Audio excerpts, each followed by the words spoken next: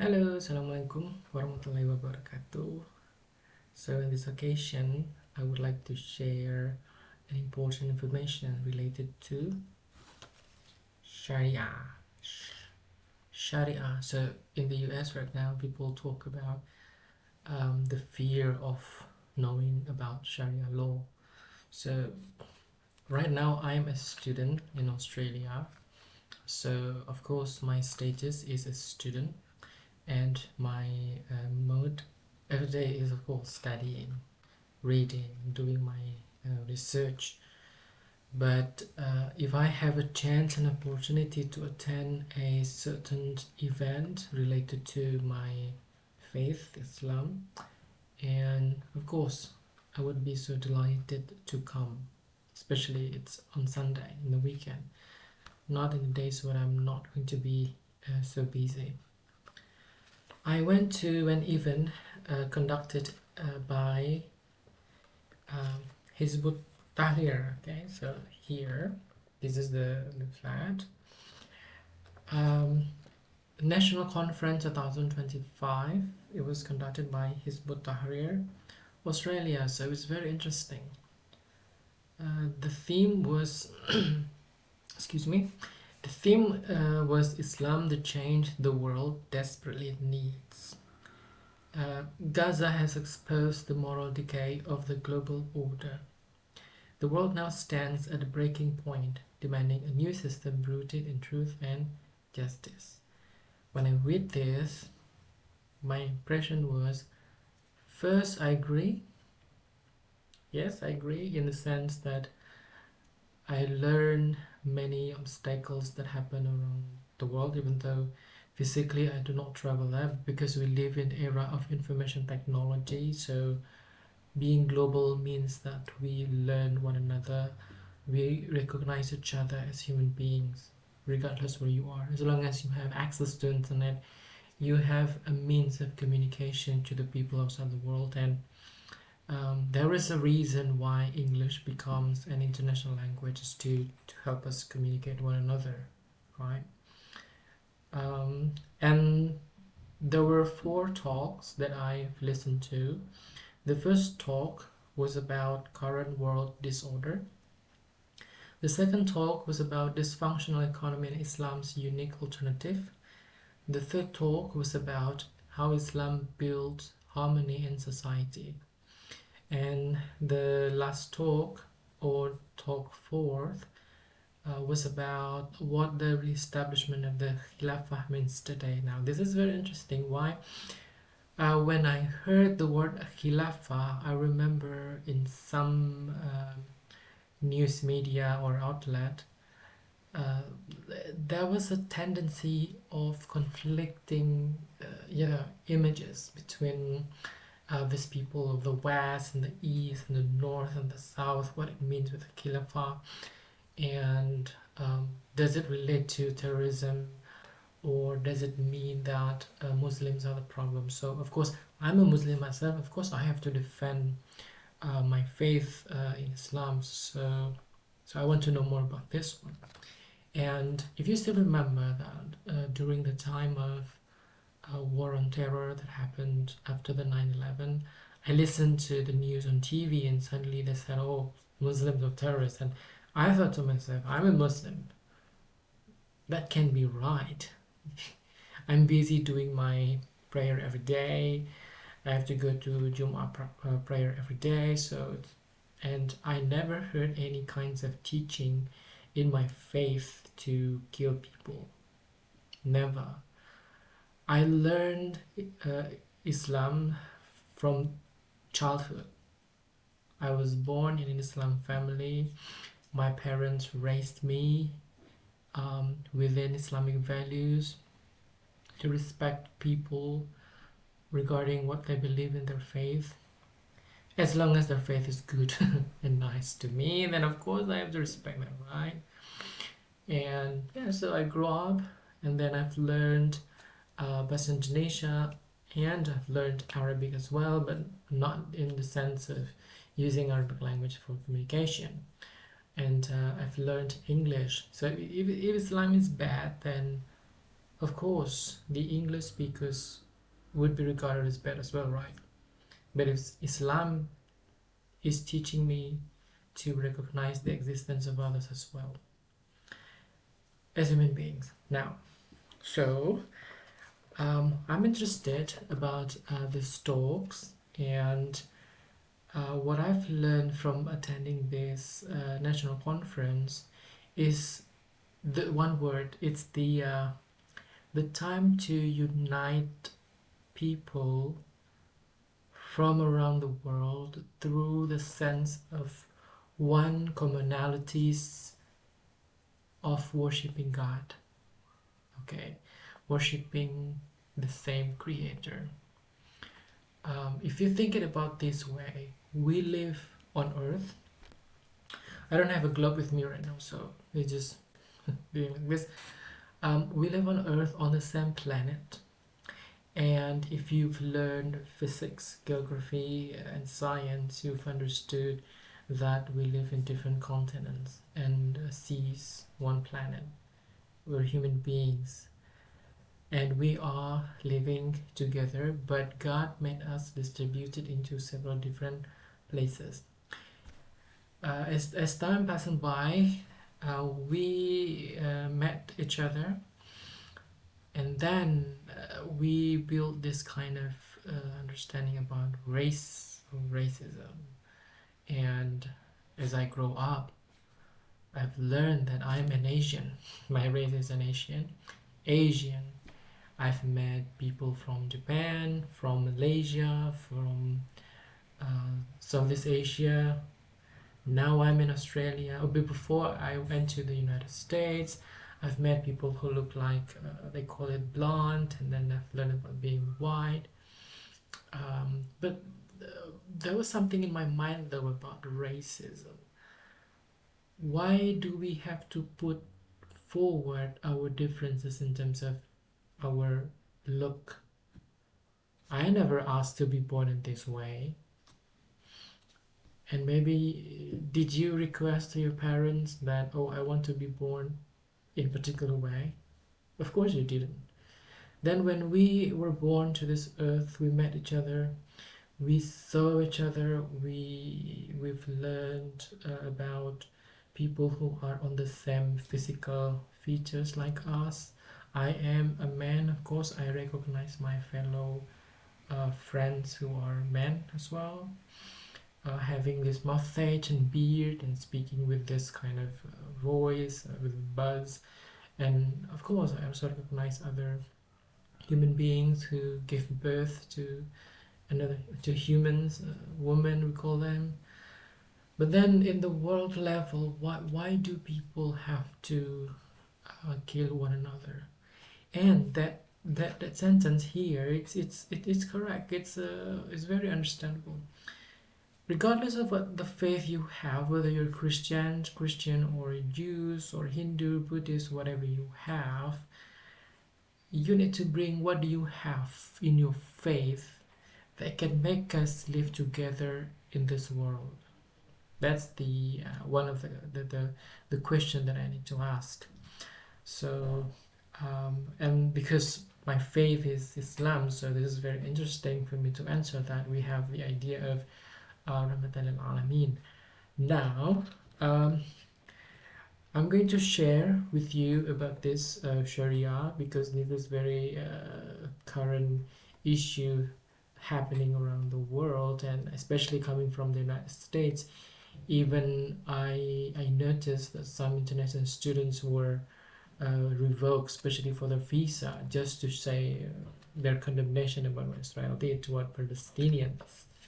So I also support that, to stop the genocide committed by Israel, regardless of what they call what behind Israel, right? So let me read you what is in this leaflet about Sharia. But if you want to get the same brochure, you can access to this. This is the information here. You can scan the QR code. Okay, so you can post the video here. So I've got it from here, so I hope it's very useful for you. Now, let me begin by reading this Sharia.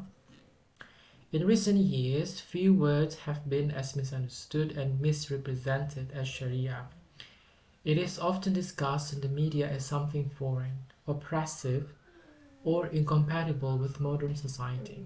Yet, for over a 1,300 years, Sharia was the foundation of a flourishing civilization that led the world in justice, knowledge, and culture. To understand Islam, one must understand Sharia as the divine law that organizes and elevates human life. So it's to give a sense of uh, protection to human life through themselves. Now that is the meaning of the word Sharia. Now the Sharia law definition and source. There are 1, 2, 3, 4, 5, 6, 7, and 8 sections that are available in this brochure. The first section is called definition and source. The word Sharia in Arabic literally means a path to the watering place, the way to life sustenance. In Islamic terms, it refers to the divine law revealed by Allah subhanahu wa ta'ala to guide humanity in every sphere of life.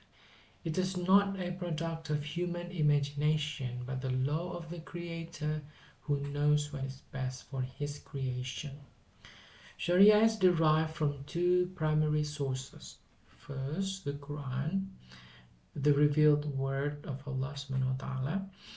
Two, the Sunnah, or the sayings, actions, and approvals of the Prophet Muhammad sallallahu alaihi wasallam. Together, these two sources form the immutable foundation of Islamic law.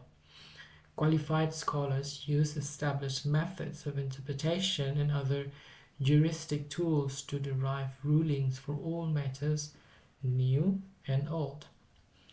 This makes Sharia both divinely fixed in principle and dynamic in application, capable of addressing the needs of every time and place.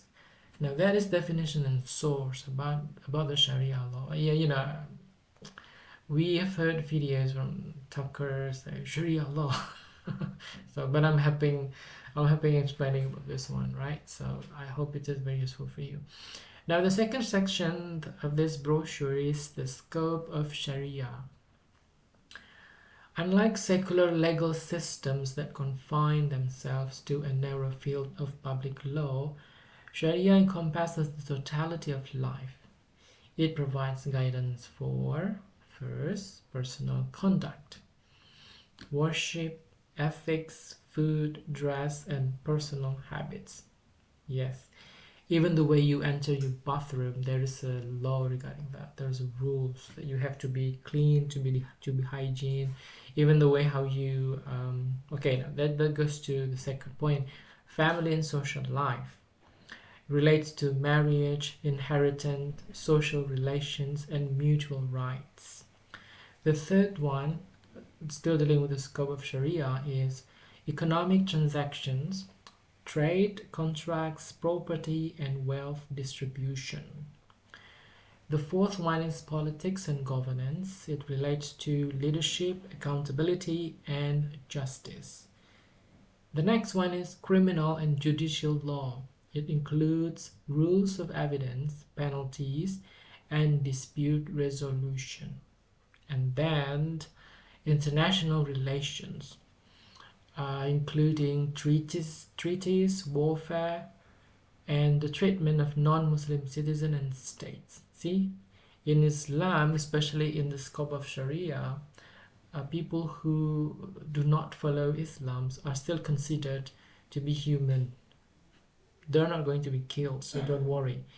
If the rulers are Muslims, they're not going to kill you just because you don't believe in Islam. Okay, there is a treaties and warfare and the treatment. So this is the treatment of non-Muslim citizens in the state. That's why when I look at what happened with the Palestinians today, and I studied, even though I'm not growing up in Israel or those Middle East, I don't even speak Arabic, but when I saw the way Israel did toward Palestinians. They killed, they bombed children and everything. I saw that in my own eyes, in my phone, and I began to think, who are these people? And then suddenly they say the word Jews. And then suddenly another word pops up, Judaism. So I thought, is that Judaism? I don't think so. And then I've learned, okay, but we're going to talk about that in another section, okay, another video. So now let me continue scope of Sharia. So there are 6 scope of Sharia. The first one is personal conduct, family and social life, economic transaction, politics and governance, criminal and judicial law, and then the last one is international relations. So this breadth reflects the Islamic worldview that separates no aspect of life from the Creator's command. Islam is not a religion restricted to the people, to the mosque. It is a comprehensive way of life that regulates every aspect of human behavior in accordance with divine guidance. Yes, as a student here, I'm in Australia, of course, I understand my position as a student. We have limitations, we have rules regarding how to live in a foreign country overseas, so we need to understand things that we can't do, things that we should do, and things that we must do. So yeah, that's the way I put myself, even when I was in the United States, of course. But even though I met international students who became my friends, and if they invited me to go to a party or drinking beer or alcohol, I would say no, thank you. I don't drink alcohol. And I remember one of those guys asked me, have you ever drank alcohol? I said, no, I never drink any alcohol, even to this day. It's better for me not to say yes, rather than I sacrifice myself just to be accepted. Hell no, I'm not going to do that. There are dozens of humans on earth, so why should I have to sacrifice myself just to follow a few people, just to be accepted as friends, right? What do you think? There's a man of principle. All right, now the next one is Sharia law and modern society. Now that is the third. You can hear this is I'm reading it for you. Okay. Sharia law and modern society. A common misconception arises when people equate the history of Islam with the history of medieval Europe. It's very interesting. Some argue that just as Europe progressed after abandoning church rule, Muslims too must move beyond Sharia to progress. This analogy is entirely false. Europe's church rule was based on superstition, corruption, and the suppression of science and alternate opinions, even within Christianity.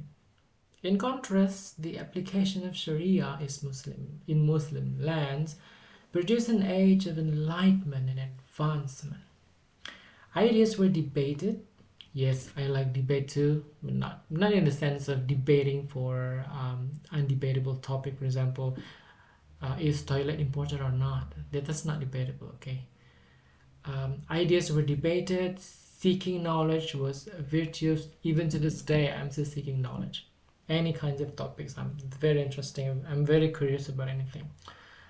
And discoveries embraced. From Baghdad and Damascus to Cordoba and Cairo, Islamic civilization thrives under Sharia, producing scholars in medicine, astronomy, mathematics, and philosophy, while maintaining justice and unity among diverse peoples. It was not the Sharia that led to decline, but rather its absence.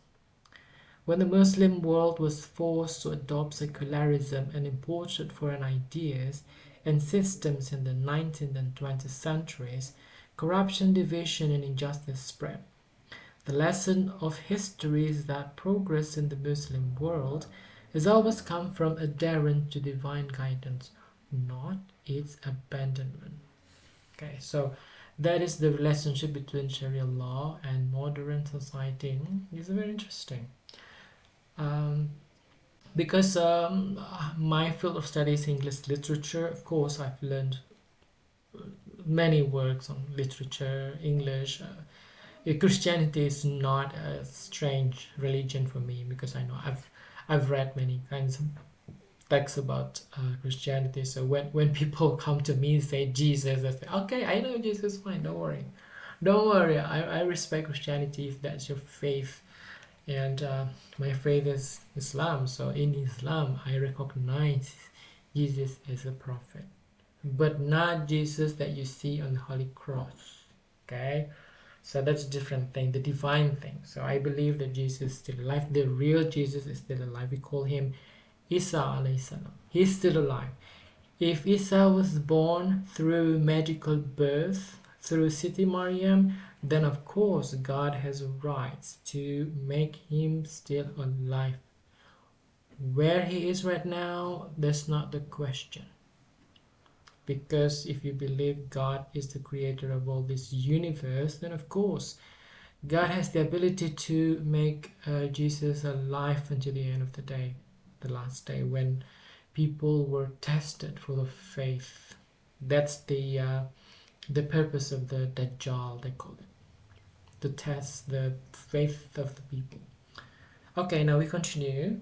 The nature of secular law.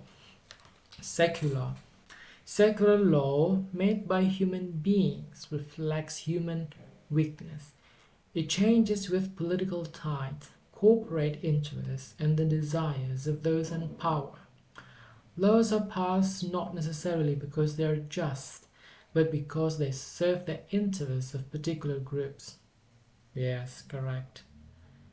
Hence, corruption, inequality, and social breakdown persist in societies that claim to be free and democratic. Sharia, on the other hand, is immune to such manipulation. It is not subject to lobbying or political bargaining. Its legitimacy stems not from parliaments or presidents, but from the Creator, Subhanahu wa Taala Himself. So it's directly from God. No, it makes sense, when we worship the president, kings, or parliaments, if they are good people, if they stand for humanity. But if they make decisions only for certain groups that support them, what about the other people who chose them? Isn't that the question? Those people who sit in parliament or even as a president or a king or a queen, do they serve the people they lead? That's the question. So everyone has rights to ask questions, right? So do you. For example, what is your name? Okay, now the next one, the legislative texts are fixed. Because it is divine, it transcends tribes, race, and class, all agreeing to the one reference point, God, one God alone. So that's why even though I do not travel around Australia, I have my scholarship money, I should spend hoo ha ha wherever I want to go, but then I decided just to stay in this bedroom because I know Allah can see me. God can see me, and even Allah can hear what I have in my heart without I have to tell everyone about it. Do you agree? So you don't have to tell everything to your psychiatrist. You have to tell everything to your neighbors. You have a problem. No, you don't have to. Just do prayers to Allah and tell everything to your God. God knows it. Yeah, right. That's the whole point. Moreover, the Sharia provides a system of accountability. If rulers or judges deviate from the law of Allah, they can be challenged through the Islamic judicial process. No one, not even the Caliph, stands above the law.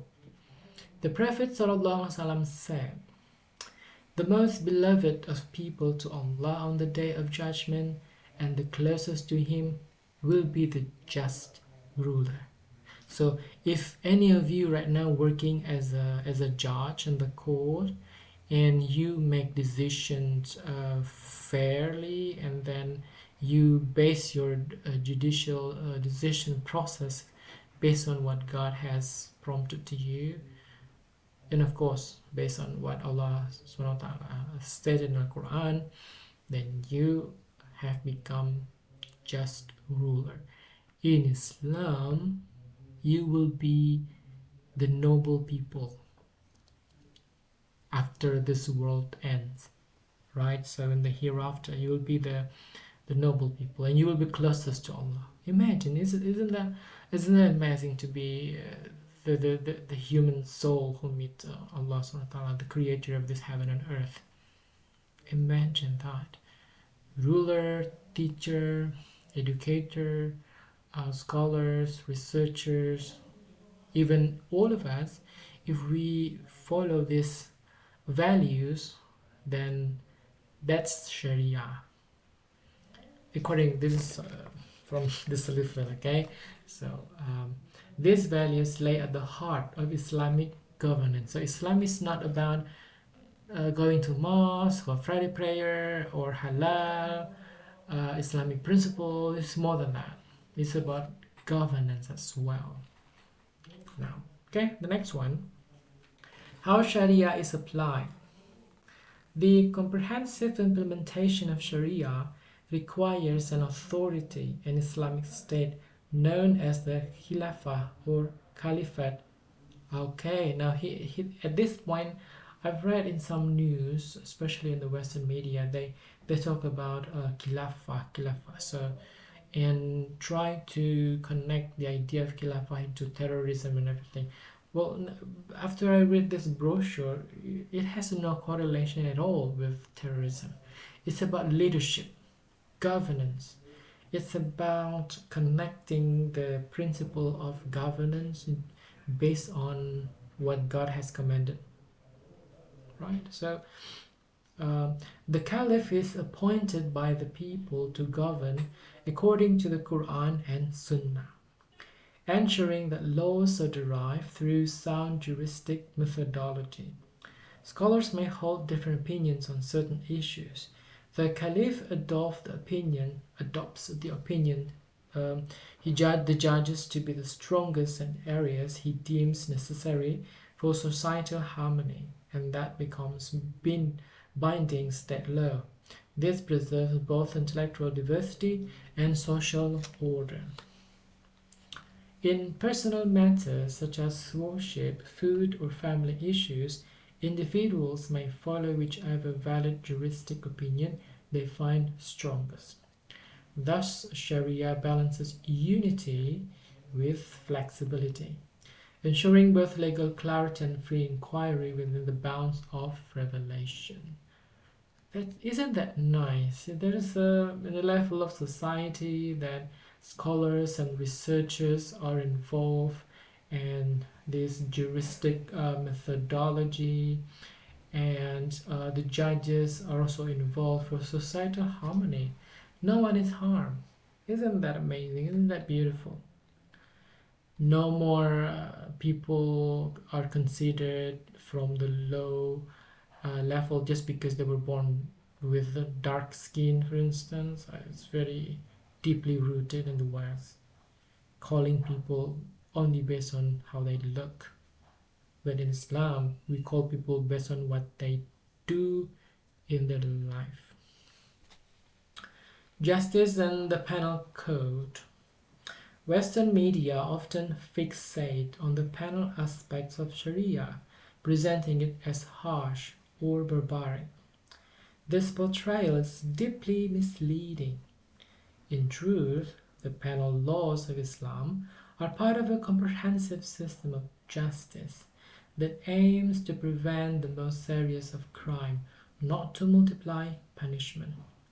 The penal code is the last line of defense for those who are not conscious of their Creator, Subhanahu wa ta'ala. For example, before a penalty for serious crimes can be applied, a long list of conditions must be met, conditions so strict that they serve primarily as deterrent. At the same time, Sharia addresses the root causes of crime through religious and moral education, economic justice, and social responsibility. This is great. Justice and the penal code. Comprehensive system of justice. So imagine if the Sharia is applied in a certain country and there is a judicial system between religious groups there, then of course Sharia will invite the scholars, researchers from all those groups to meet together and creating this comprehensive system of justice. See? In a society where poverty is eliminated, corruption is condemned, and faith nurtures conscience, crime naturally declines. Contrast this with modern systems where prisons overflow, crime continues and surveillance grows. Clear signs that material laws only cannot straighten human behavior. Sharia's approach is preventive, not punitive. Its success was evident for centuries when cities across the Muslim world were among the safest and most peaceful on earth. Yeah, I agree. Cities across the Muslim world. Yes, and I grew up in Indonesia, especially in Padang. I oftentimes hear the word rape, rape in the West, rape. And why would they do that in the West?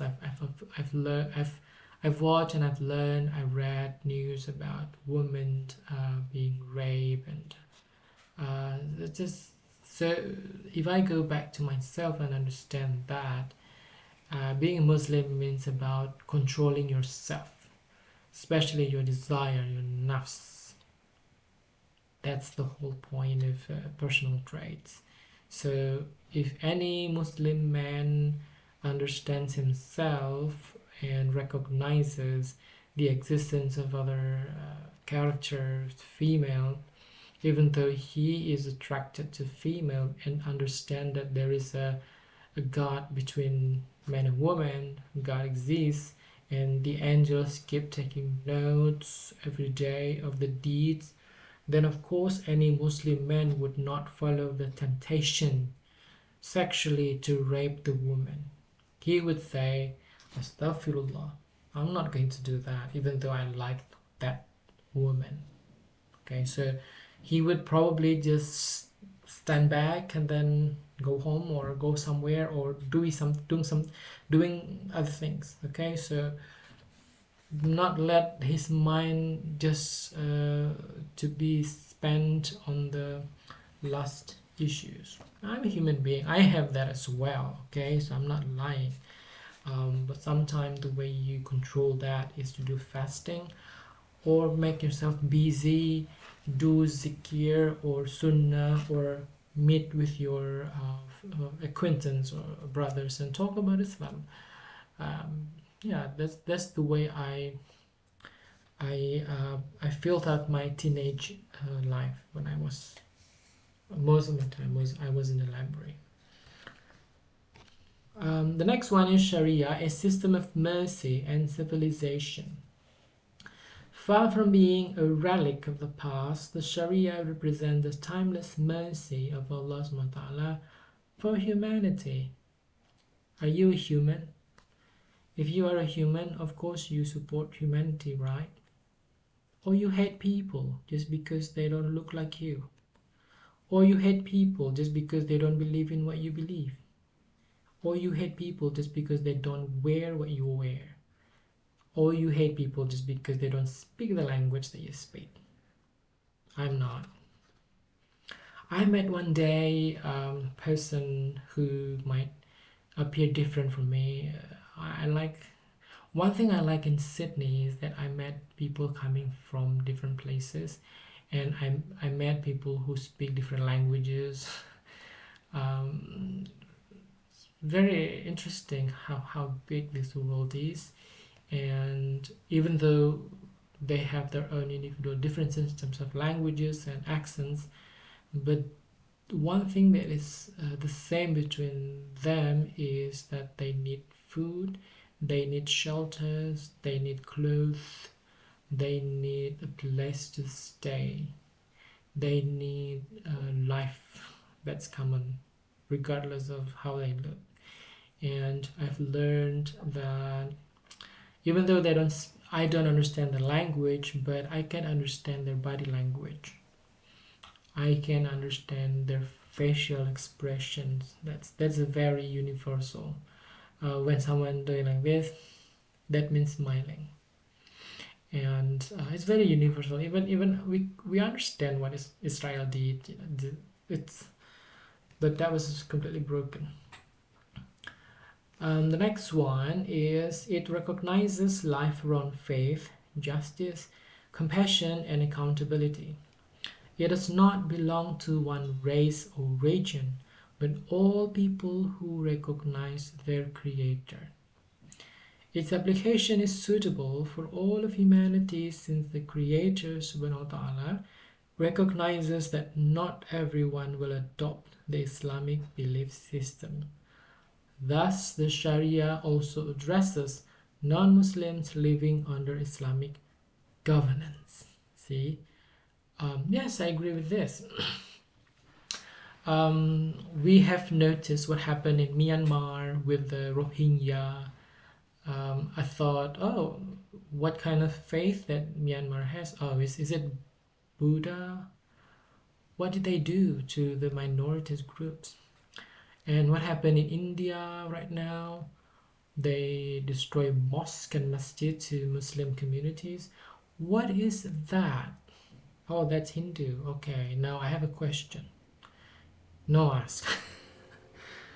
That's human rights. We have to have questions why they did that. And now I've learned in the US that some say, oh, US is a Christian country. Oh, dude, what are you doing to your minorities group, especially to the Muslim communities? Now you have the Muslim major, Zohran Mamdani. We will see that. We will see what you're doing in New York. Is it going to be Sharia law or just keep lingering around debate between religion and keep asking this and that? It's just boring to watch that. And the last one is, of course, what happened in Palestine and what kind of faith that is the perpetrator of killing people there? Judaism. So I have a question: what are you doing to children, women? And they were under the tent. You bombed them, and even the journalists, the news reporters. What are you doing? And you're proud, and you're making videos. You bomb them. It's psychopath. It's completely lunatic. I grew up watching Hollywood movies, okay? In Hollywood movies, all kinds of Hollywood movies, especially for children, I've learned that children were protected. Women are protected by the superheroes, by Superman, Batman, Robin Hood. They protect people. But what happened in those areas almost 2 years right now? And you agree with that? It doesn't make sense to me. What kind of faith do you have? If you're proud to be an atheist, what does it mean to be an atheist? What makes you a human? That's my question. And you hate me to say that. Why do you hate me? Doesn't make sense. So we need to come to ourselves. What do we think about ourselves, and what do we think about others? Do we live our life on earth just to eat food, or just to have clothes, or just to earn money, and just to be famous, just to be rich, and just to be showing off that you are successful? Is that the purpose of this world? So you decide. If that is the purpose of the world, then everyone should be able to get it. That's the key. But if not everybody has the ability to do it, then that's not the purpose of this life. When you were born as a baby, you never requested to your parents, in which condition that you will be born and how will you look. Are you going to be handsome or are you going to be pretty? Of course, you never requested that when you were a baby, when you were in your mother's womb, right? So if you ask me where I should be born, and of course I would say I want to be born in the rich and wealthy family. I'm human, of course, but there's the powerful being beyond us, the creator of this, and so many religions in this world, you name it. But at the end of the day, it is our capability to decide which religion that clicks with you, that stands with your logic, that agrees with your mind, that match with your heart. What is inside your heart that you feel it about you, about others, about surroundings, about this nature, about everything. So you can find it as a puzzle. And I'm not forcing you into Islam, okay? No, I'm not a prophet. I'm just a human, just like you. Okay, we continue. Throughout history, under Sharia, Muslims, Christians, Jews, and other faiths live together in safety and prosperity. It abolished tribalism, elevated the status of women, and united nations under one banner of faith and justice. Its re-establishment today through the Khilafah would not mean regression, but revival. A return to divine order after centuries of human disorder. Yes, even to this day, I've learned in the West, for instance, woman declares a statement of wanting abortion. So, biologically speaking, why do you want to do abortion? And some women say that, oh, we don't want the baby because we were raped. Okay, now let me ask you, what happened in your society and community about sex?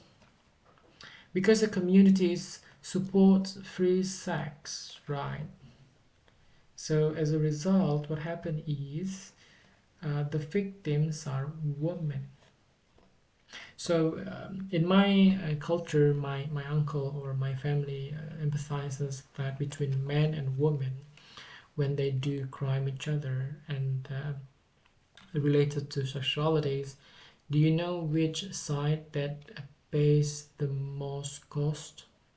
Women, not men.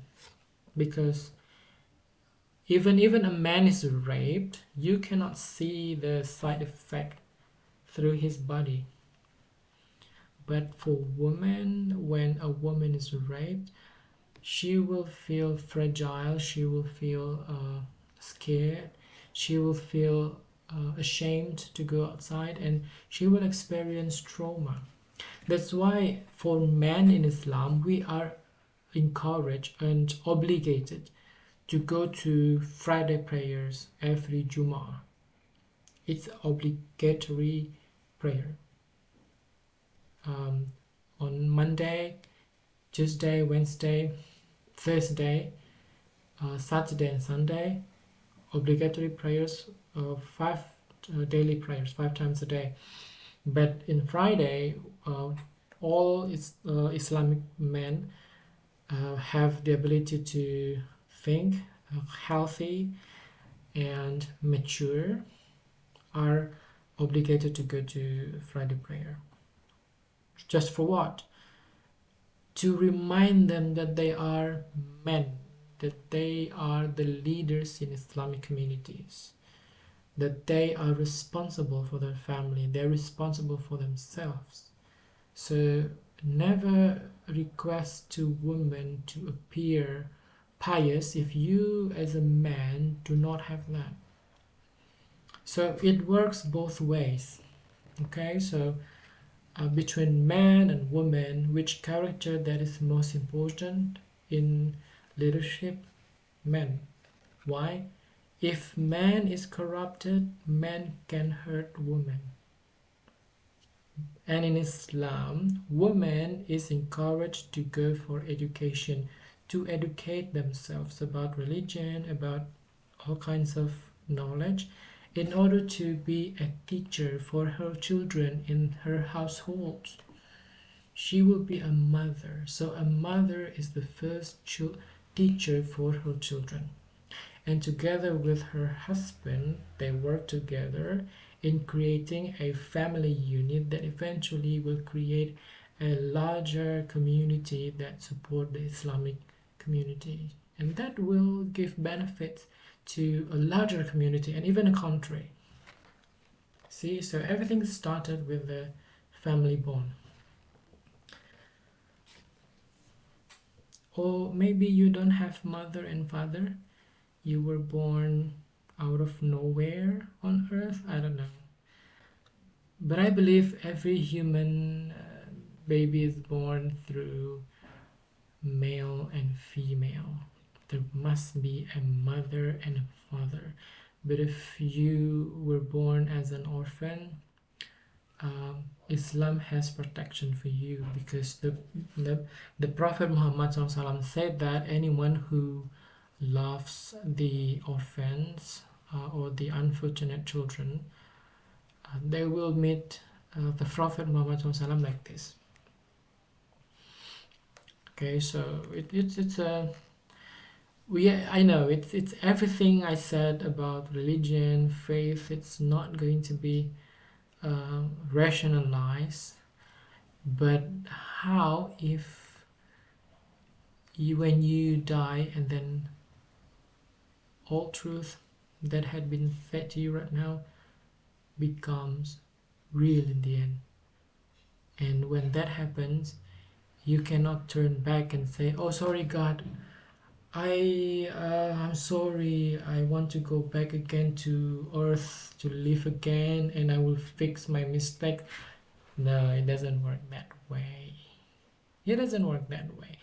We only have one life. Yeah, some people in the West say, live your life to the fullest, having fun. We only have one life, and then go to party and that is and so forth. But at the end of that, if you have a problem, solve it. What's your purpose? That's always my question. Why are you here? And why God give you the role as a man? Why God give you the role as a woman? Why God give you this these thoughts, this mind? Is it just for live your life wildly? So that's my thoughts after reading this. Okay, so and the conclusion. Okay, so the last one, conclusion. Sharia is not merely a set of rituals or punishment. It is a complete divine system that encompasses the spiritual, moral, economic, and political. It was revealed to organize human life in harmony with the will of the Creator Subhanahu wa Ta'ala. It offers solutions to the crisis of the modernity, inequality, moral decay, political corruption, and spiritual voids. Especially about moral decay. Nobody's perfect, I know. That's why there must be a way for us to live fully as a human being. And if you really open your mind, your thoughts, and you read a lot and try to compare this and that, and then use your mind free from any preconceived notion, you will see something beyond what the text or news tell you about. How can I speak English like this? Because I've learned, I listened, I watched, I observed people, and I also understand about what it means to be a learner. You learn through your life. Even to the last breath of mine, I will be still learning. If I stop learning, then it means I'm already death. So being a Muslim is also in a state of seeking knowledge. You do not feel that you've stopped learning. You learn every day. That's why Al-Quran was revealed through the Prophet Muhammad sallallahu alaihi wasallam with the first ayat or the first verse in Al-Maidah. It sounds with this Iqra Bismi Rabbika Allazi Khalaq Khalaqal Insana Min Alaq. What does it mean? It means that there is an obligation for a Muslim, male or female Muslim, to learn, to read, to ponder, to understand what is their purpose on life. If you stop learning, if you stop asking questions, if you do not have any sense of why everything, you keep asking questions, then you stop living. Sometimes when you have questions, your question helps a lot of people. So keep asking questions, keep learning, keep questioning why is that. If we in our daily life we have questions, why do you give me, why is that, why is it so expensive, how could it be like that, and so many things that we have in our mind, right, about everything. Why is that? And the other thing is we need to stop judging about others in a way that we don't believe that we are perfect. However, we need to learn how to perfect our deeds.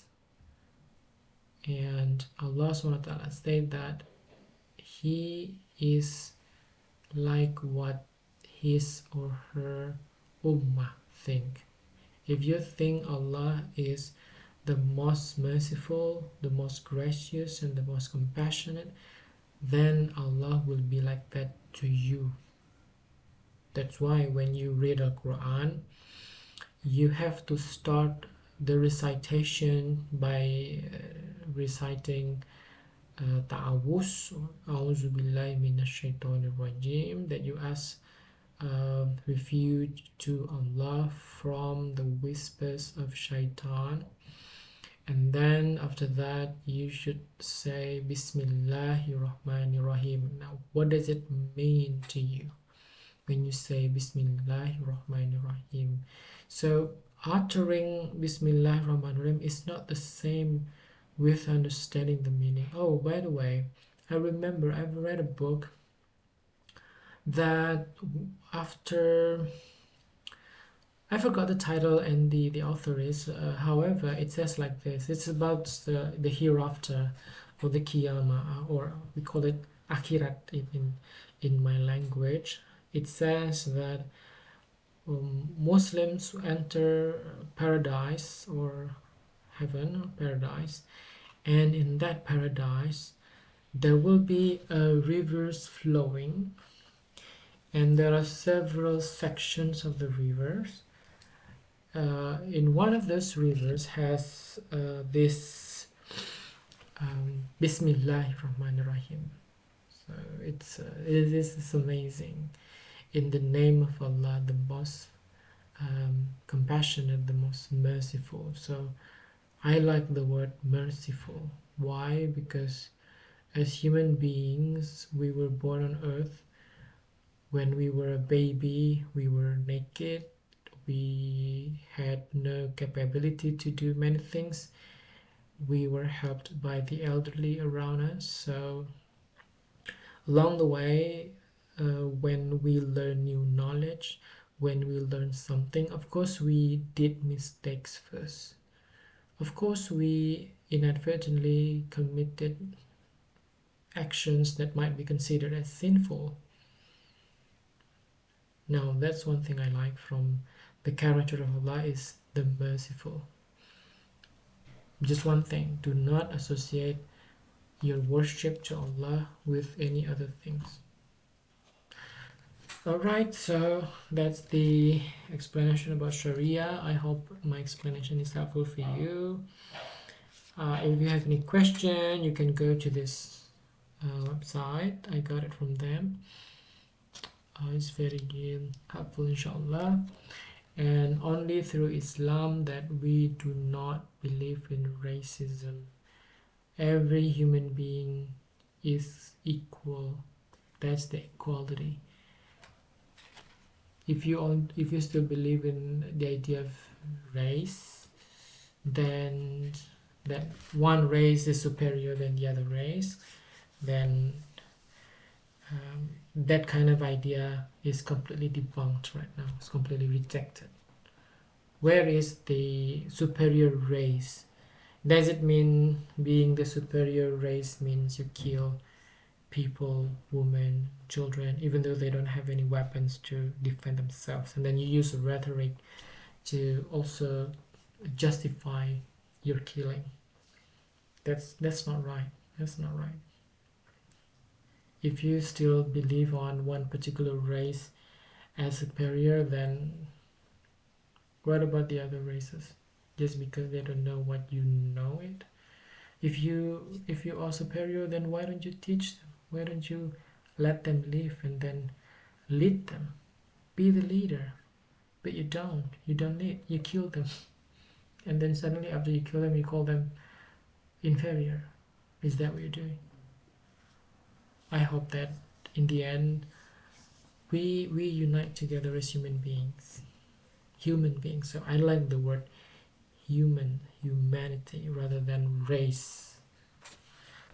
Thank you. I hope my explanation is useful for you. It's a very tired night today. Everyone is already sleeping. It's already 11. Okay. Thank you. Assalamualaikum warahmatullahi wabarakatuh.